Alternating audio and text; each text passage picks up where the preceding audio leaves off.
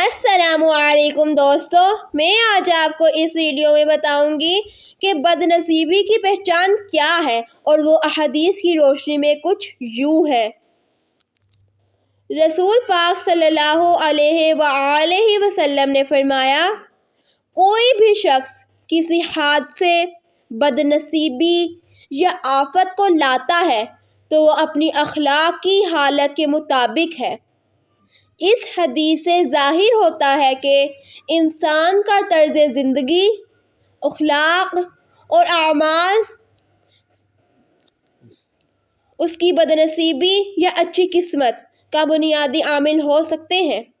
رسول پاک صلی اللہ علیہ وآلہ وسلم نے فرمایا، مومن کی ہر حالت خوبصورت ہے۔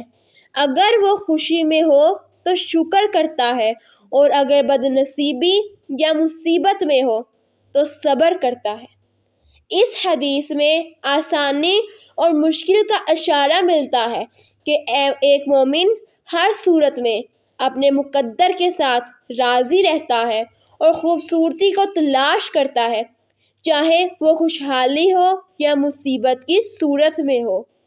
مومنوں کو یاد رکھنا چاہیے کہ زندگی میں جو مصیبتیں اور تکالیف آتی ہیں وہ ہمیں صبر کرنے، شکر کرنے اور اپنے اعمال کو سدھارنے کا موقع فراہم کرتی ہیں۔